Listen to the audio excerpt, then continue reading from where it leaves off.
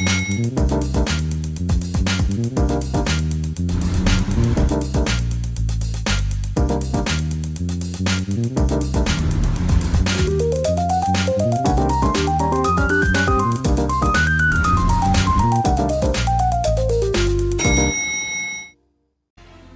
pessoal, está começando mais um Condomínio Informal, o programa que trata o universo condominial de maneira leve e descontraída. Eu estou aqui com o meu time de síndicos 5 estrelas e hoje a gente vai falar sobre um assunto bastante importante na gestão condominial.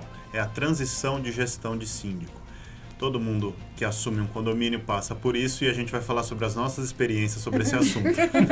Carlos, você quer começar? Vamos lá. Bom, esse realmente é um tema importantíssimo e que às vezes nem todo mundo dá a devida importância. No meu ponto de vista, para que você tenha uma continuidade, para que o condomínio, né, que é o cliente, não perca, né, com essa transição, é extremamente importante que a antiga gestão como a nova possam sentar e efetivamente fazer o que eu chamo de passo a passo, né? Mas nem sempre isso é possível, não é, amiguinho? Infelizmente, nem sempre é possível e às vezes até é possível, mas as pessoas acham que não é necessário. No meu entendimento, eu acho que é essencial para garantir que aquilo que já está em andamento, o condomínio é um ambiente vivo, então extremamente dinâmico, como a gente sabe. Uhum.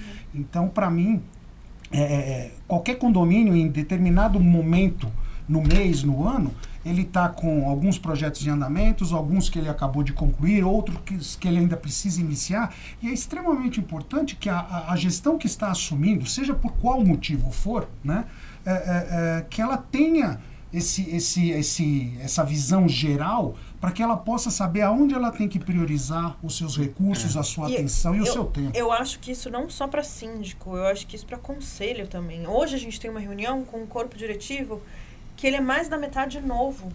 Então eu tenho que colocar para eles, nós somos reeleitos, mas eu tenho que colocar para eles o que já está no nosso radar, o que já está nos nossos planos. O que está em andamento. O que está em andamento, o porquê que aquilo ainda não foi feito. Uhum. Né?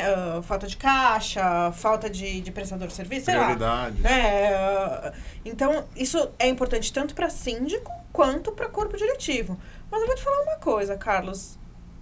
Eu acho que dos prédios, todos os prédios em que nós fomos eleitos, a gente deve ter feito transição em 2. E eu tô falando aí no universo de uns 42 ex-síndicos fizeram a transição conosco. Então, eu adquiri uma malandragem no sentido de como eu vou buscar informações, né? E aí, se você não tem um administrativo interno, e se você não tem um corpo diretivo que acompanhou esse síndico, o corpo diretivo é muito importante nessa transição. Por isso que a gente aconselha sempre, não mudem o corpo diretivo como um todo. Você quer uma renovação, mas deixa uma ou duas pessoas que tenham um histórico daquilo que está acontecendo. Porque tem muito síndico que não passa as coisas para a administradora. Né? Uhum. A gente costuma deixar a administradora ciente de tudo.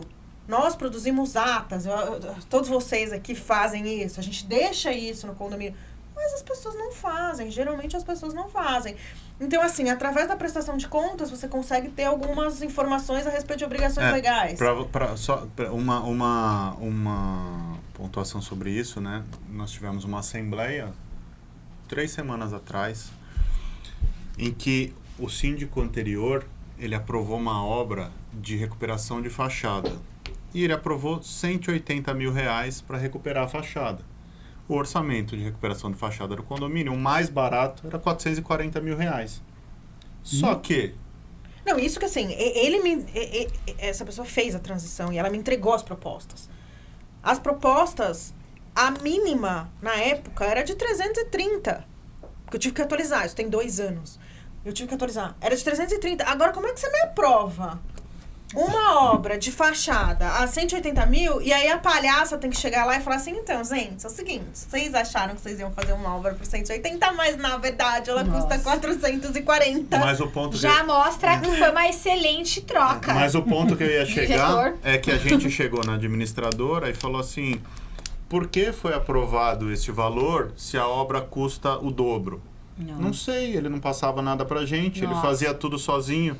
Nunca explicou uma previsão orçamentária aprovada pra gente, ele simplesmente mandava e aprovava. Então, era nessa ponto que eu queria chegar. Pode seguir a questão das obrigações legais. Não, então a gente consegue achar muitas informações na prestação de contas, né? Eu acho que a gente consegue descobrir quando foi feita uma restauração de fachada, quando você teve questões com bomba, e aí você pode ir atrás da empresa de bombas para pedir a ficha deles, quando teve compra de câmera. Você consegue chegar a algumas informações, mas você não tem Não era o mundo ideal. Né? Não é o mundo ideal. Infelizmente, não é o mundo ideal. assim, falta muita responsabilidade para os gestores que estão no mercado, que estão se colocando aí à deriva num universo de responsabilidades, e a nós, síndicos competentes e comprometidos, mais do que ser eficiente e responsável, nós somos comprometidos. Essa coisa de ter que caçar informações, como a Priscila colocou, porque o síndico não fez a lição de casa, é lamentável. Claro, denota a falta de competência do gestor anterior e a boa contratação que se faz naquele momento. Mas assim, qualquer condomínio, qualquer gestor tem que ter lastro nas informações. Tem que ter, porque senão fica difícil. O condomínio não é o síndico, não é o gestor, não é o corpo diretivo. Ele tem que ter uma gama de informações e documentos que estão lá disponíveis para quem quer que seja, em qualquer período, não é? Aí acho que a gente volta naquela questão do aplicativo, que tudo isso pode ficar arquivado num aplicativo fofinho que vai acompanhar o condomínio, independente do síndico, independente da administradora, independente do corpo diretivo. Hoje tem a tecnologia em favor do gestor, então nós temos que trabalhar com modernidade, eficiência, prazos e responsabilidade. Essa questão de passagem de bastão, você falou passo a passo, né? E eu falo da troca de bastão, passagem de bastão. Eu, nas minhas gestões em condomínios, eu, claro, não saí de condomínio, nunca fui destituída, renunciei em 2 condomínios, mas eu nunca fui... Não colocaram pra fora, execrado, né? Então, os que eu assumi, eu só tive, de todos, eu só tive passagem de bastão, se eu não tô...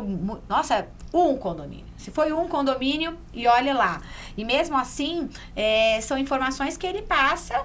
assim, tipo, já quero me livrar do prédio. Ou senão, assim, qualquer coisa só fala com o zelador, né? Exatamente. Olha, a administradora sabe tudo. Eu recomendo protocolos de tudo aquilo que você fez quando você está saindo, independentemente dos motivos, se está renunciando, se foi destituído, se foi só morto que não, né? Mas se foi rescindido um contrato no meio do caminho, aquele que está saindo.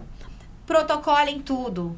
Informem tudo que vocês fizeram, separem todas as atas, façam relatórios periódicos e coloquem isso para a massa condominial toda, independentemente do conselho às vezes não gostar, mas vocês são síndicos da massa condominial, se reportem à massa condominial. Não só o conselho, hoje eu falo o seguinte, não só o conselho, às vezes o cara vendeu o apartamento e só tá avisando depois, o cara às vezes já não tá mais lá, pro prédio inteiro. Documentem tudo. Pra quê? Pra que ninguém alegue ignorância de que não foi passada a informação. Tá no papel, tá no mundo. Aquele que está assumindo, se monitore para perguntar tudo que puder já antes de mandar o orçamento. Não mandem orçamento para os condomínios no escuro. Faça uma visita prévia ao condomínio. Vá verificar em loco, porque normalmente eles vendem uma coisa e o rojão, o buraco é muito maior, o problema é muito maior. Então já se preparem. Às vezes você não tem o síndico para fazer isso.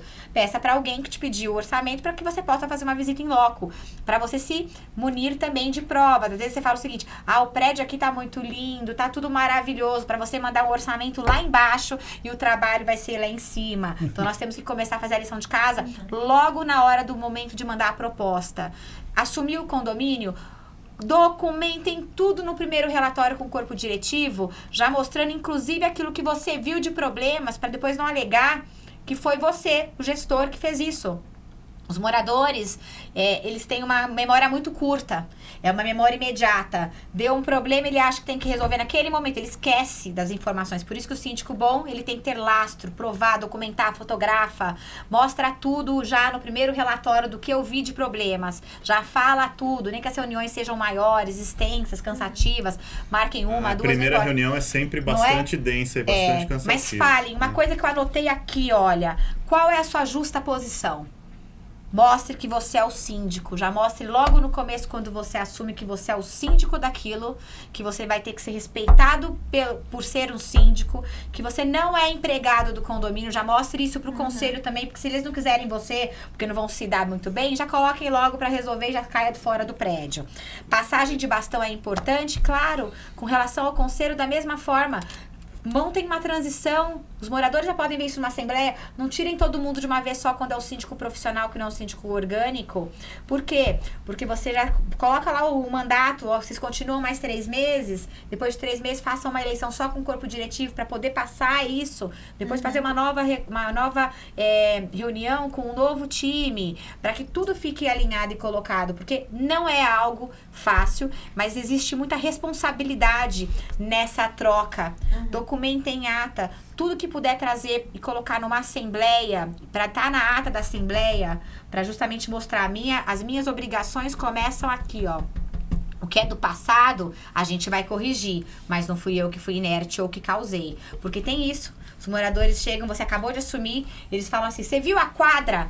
Tá toda problemática, há 3 meses ninguém faz nada. Senhor, eu tô aqui é verdade. Faz 2 dias, né? Eu tô aqui há 2 dias e eu também percebi, lamentável. O pessoal acha que a gente tem uma varinha de condão, né? Que entra... Eu acho que é interessante também deixar claro aí pro pessoal que tá assistindo, que não entende muito de gestão condominial, de ser síndico e tudo mais. Um morador que não tem interesse em saber das informações do condomínio.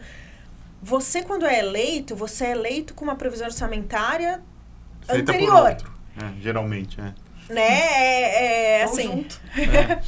A gente coloca ali os cargos da política, governador, prefeito, presidente, isso também acontece. E o primeiro ano é sempre um ano difícil. Só que o síndico tem a possibilidade de acertar essa previsão, né? Sim. O que os governantes não têm, nós temos.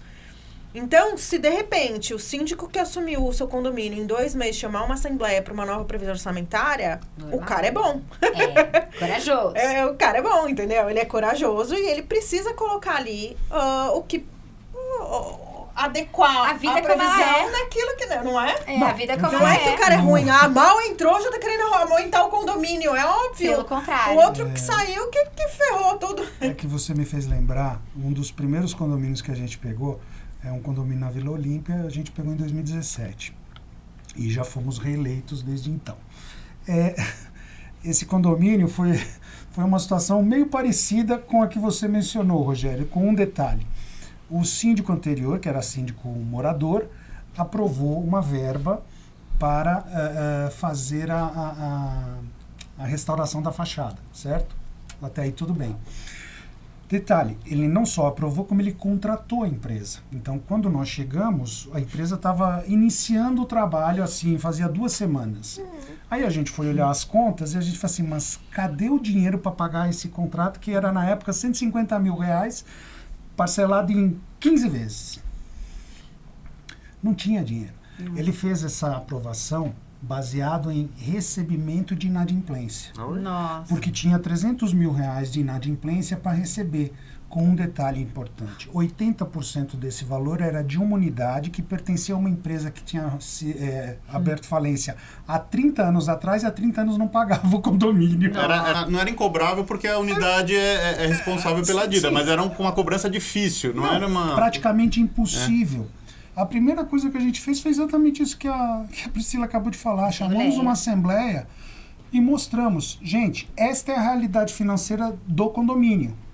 Por que aprovaram? E não foi só a fachada, não, gente. Ele aprovou uma série de outras melhorias, né? Mas sem dinheiro, né? Depois, é que eu não tive tempo de cobrá-lo porque ele acabou vendendo a unidade e foi embora do prédio.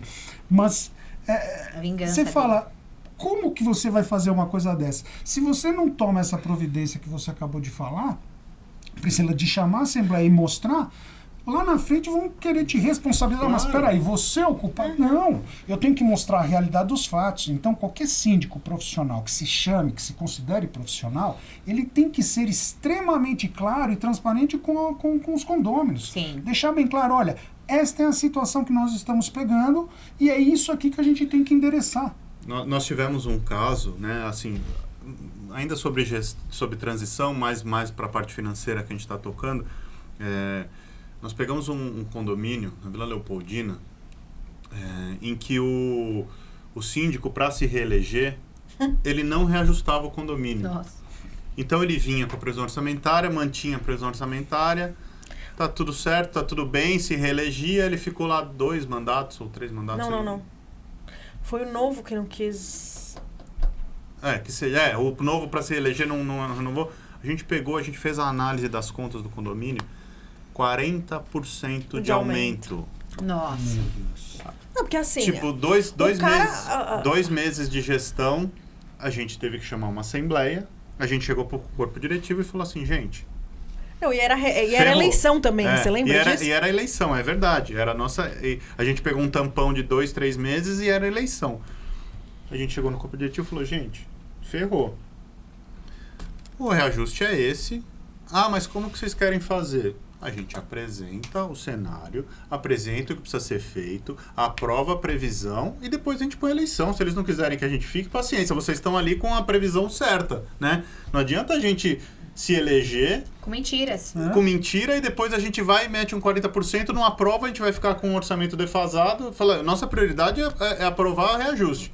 Se a gente não for eleito, vocês pegam outro, mas vocês vão estar com o caminho andado aqui. Mas eu acho que nesse caso, inclusive, mais ou menos o caso que o Carlos colocou. Ele fez previsões em cima de coisas que ele não sabia se iam acontecer ou não. Exato. Uma delas era retirar um posto externo. É óbvio, isso faz uma diferença enorme na previsão orçamentária, mas você não pode fazer a previsão em cima daquilo e não tomar atitude, não tirar o posto externo. Primeiro que para tirar o posto externo foi aprovado em assembleia. Para tirar, ele tinha que aprovar em assembleia. Ele não podia simplesmente falar, não tá caro, eu vou tirar. Com certeza. E tinha uma outra questão, acho que da água, individualização da água. Eram muitos apartamentos, quase 400 apartamentos, e ele queria que o zelador fizesse na prancheta. Entendeu? Que o zelador descesse marcando Nossa. Imagina, Não, se na foto da confusão, imagina... Isso quando uma empresa especializada dá confusão, imagina com um gestor que nunca fez aquilo na vida. Então... Sim. Uma outra coisa que eu acho que é importante a gente falar é a questão da ética na troca do bastão.